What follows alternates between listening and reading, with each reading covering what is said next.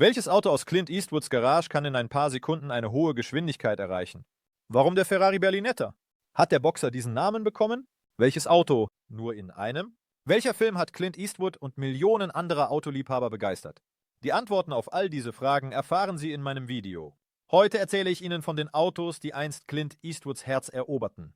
Stellen Sie sich vor, es ist draußen, Anfang der 90er, und Sie sind ein erfolgreicher Amerikaner. Und Sie haben sich einen Sportwagen wie einen Chevrolet Corvette oder einen italienischen Mittelmotor Ferrari gekauft.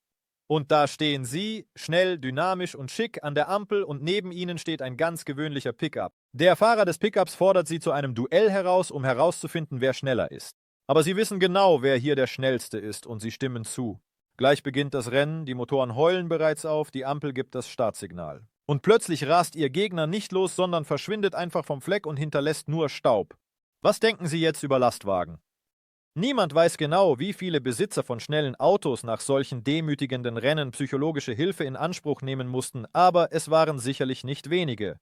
Denn dieser Pickup war keineswegs die Fantasie eines verrückten Einzelgängers, sondern ein serienmäßiges Fabrikprodukt.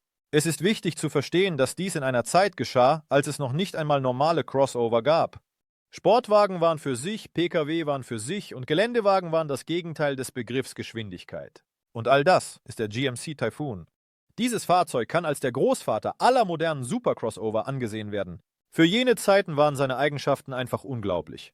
280 PS, 474 Newtonmeter Drehmoment, die über ein vierstufiges Corvette-Automatikgetriebe auf beide Antriebsachsen gingen. Dank des Allradantriebs erhielt der Typhoon genau diese sensationelle Dynamik. Im Fahrzeugschein stand etwas Unglaubliches. In 4,7 Sekunden beschleunigte das Auto auf 60 Meilen pro Stunde.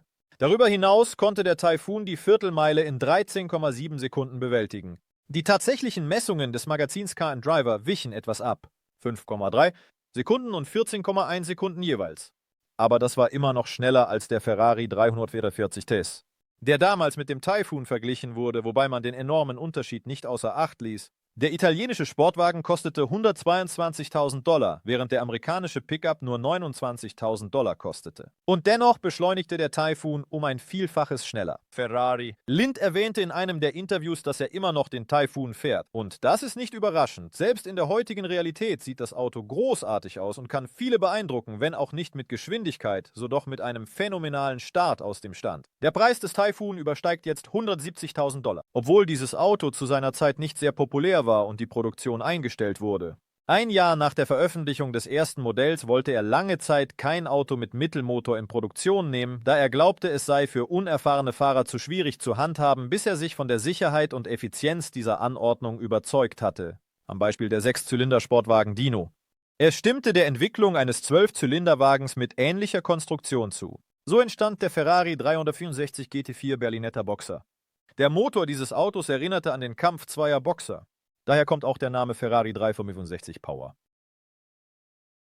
Die Leistung des Ferrari 365 GT4 Berlinetta Boxer betrug 380 PS und das Drehmoment erreichte 480 Newtonmeter. Außerdem sorgte der Flachmotor für einen niedrigen Schwerpunkt des Fahrzeugs und ermöglichte die Unterbringung eines 5-Gang-Schaltgetriebes. Unter ihm in einem Block mit der angetriebenen Hinterachse. Die schwarzen Luftfilterkästen ragten über die Motorraumabdeckung hinaus. Der Ferrari Berlinetta Boxer legte den Grundstein für den Markendesignstil für 2 Jahrzehnte im Voraus. Ähnlich wie Geigensaiten war das Aluminium-Kühlergitter in die vordere Stoßstange integriert und verbarg dahinter rechteckige Lichter. Fernlicht, die aufklappbaren doppelten runden Scheinwerfer befanden sich oberhalb der bernsteinfarbenen Blinker auf einer Höhe mit dem silbernen Lüftungsgitter. Und auf der Rückseite waren in einer Reihe 3 runde Leuchten angeordnet, auf jeder Seite. Der Ferrari Berlinetta Boxer kam erst 1973 in den Verkauf. Er wurde in dieser Zeit als das schnellste Auto der Welt anerkannt, 2 Jahre nach seinem Debüt. Diese Zeit wurde für Tests und die Überarbeitung der Konstruktion genutzt, aber die anfänglichen Mängel konnten nicht behoben werden. Letztendlich wurden zwischen 1973 und 1976 nur 378 Einheiten des Ferrari Berlinetta Boxer produziert, darunter 88. Mit Rechtslenkung. Es wird angenommen, dass Ferrari Berlinetta Boxer für Clint Eastwood als Geschenk von den italienischen Produzenten Dino De Laurentiis nach den Dreharbeiten zum Film Die Hexen gekauft wurde. Erstaunlicherweise wurde Eastwood schnell zum Automechaniker, nachdem er entschied, dass ihm das Dach nicht gefiel. Der Schauspieler entfernte es 1978 und hielt es in neuwertigem Zustand bis zum Verkauf etwa in den 80er Jahren. Der Preis für einen Ferrari beträgt jetzt 360.000 Rubel.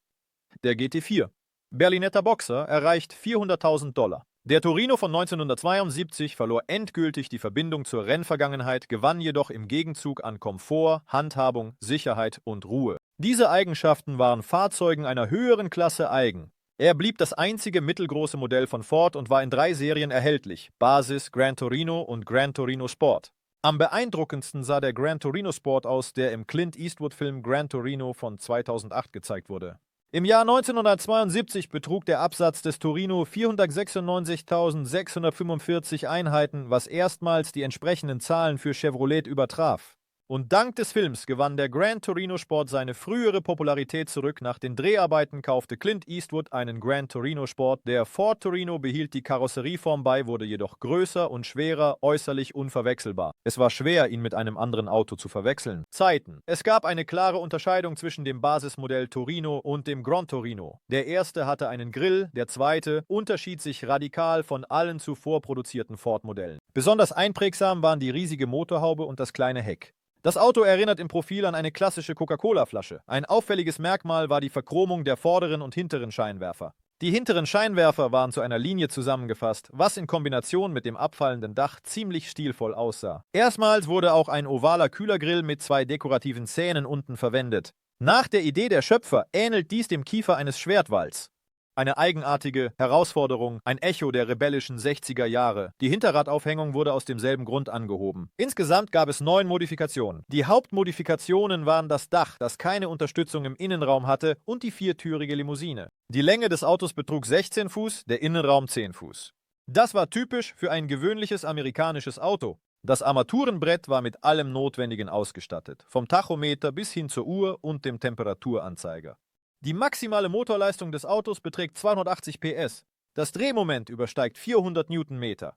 Beschleunigung auf 60 Meilen pro Stunde in 7,3 Sekunden. Der Preis des Gran Torino Sport beträgt 100.000 Dollar. Unter den südamerikanischen Indianern. Zur Zeit der Eroberung war die Legende von der goldenen Stadt El Dorado weit verbreitet, was aus dem Spanischen übersetzt Vergolde bedeutet, und diese Stadt soll sich befunden haben, irgendwo in den schneebedeckten Anden. Der Legende nach fand dort eine feierliche Zeremonie statt, bei der der Häuptling von Kopf bis Fuß mit Goldstaub bedeckt wurde. Und danach wurde er in einen See getaucht, in dem unermessliche Reichtümer aufbewahrt wurden. All dies inspirierte die Spanier zu zahlreichen Expeditionen, aber die geheimnisvolle Stadt oder die Schätze aus den Legenden konnte niemand finden. Seitdem wurde das Wort El Dorado zum Symbol für ein reiches und luxuriöses Leben. Genau deshalb wählte die Firma Cadillac im Jahr 1953 diesen Namen für ihr teuerstes Modell, den Cadillac Eldorado.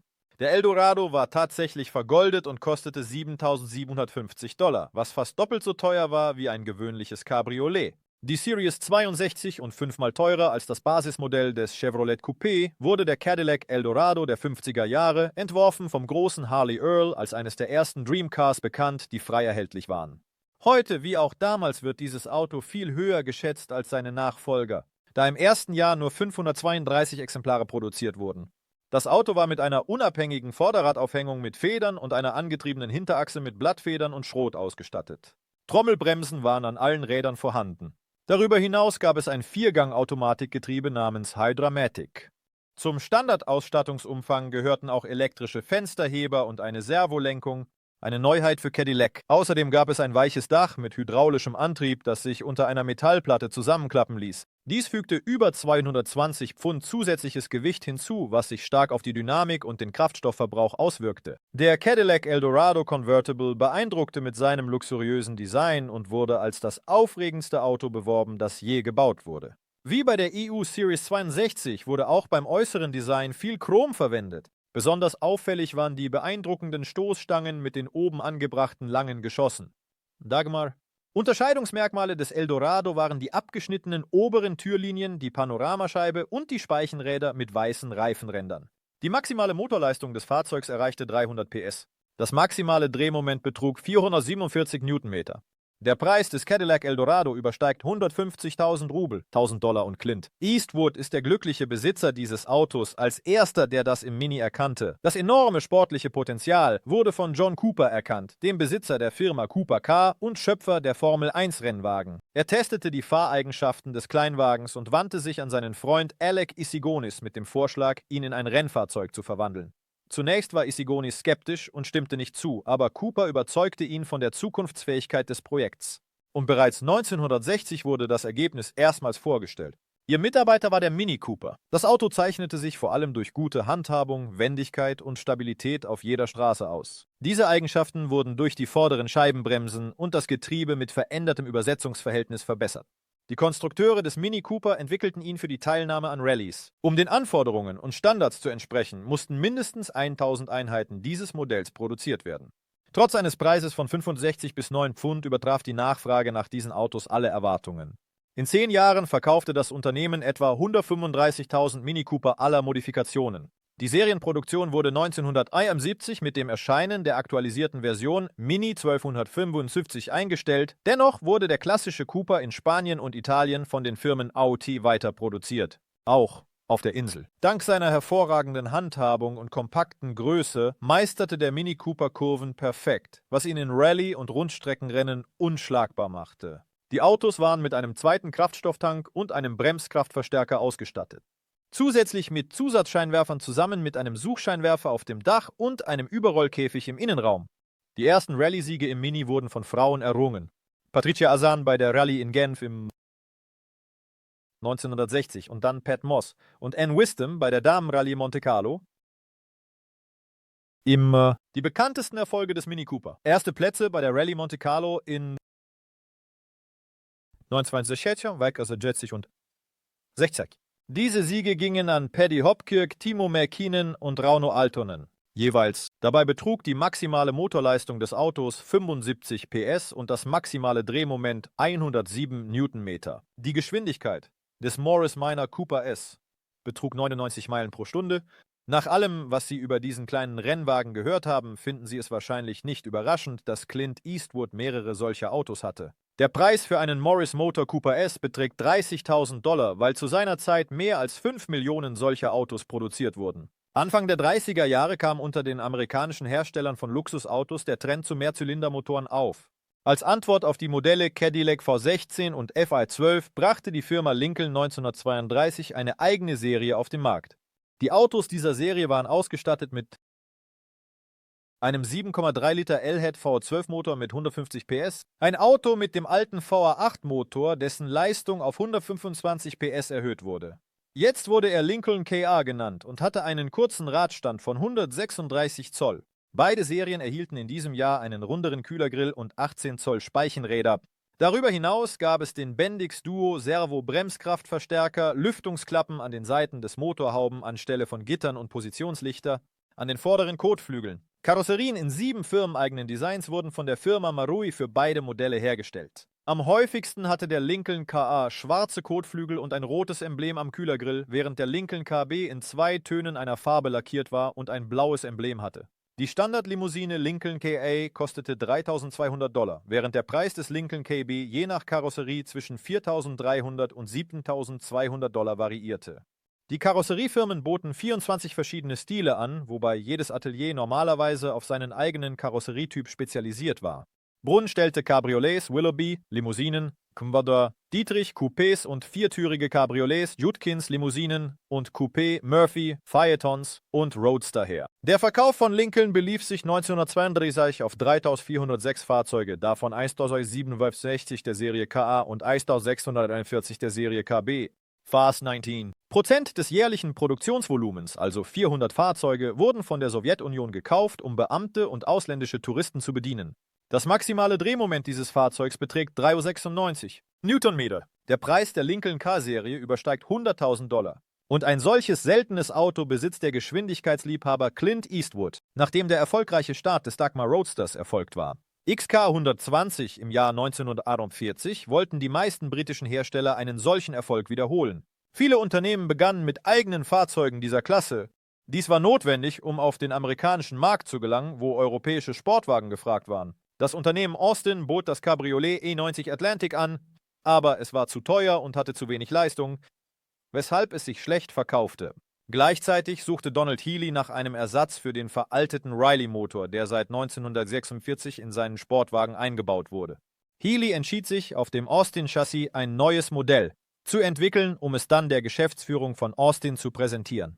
1952 stellte er den Roadster namens Healey vor. Und 100. Auf der Londoner Automobilausstellung, wo 100 die Höchstgeschwindigkeit von 100 Meilen pro Stunde bedeutete.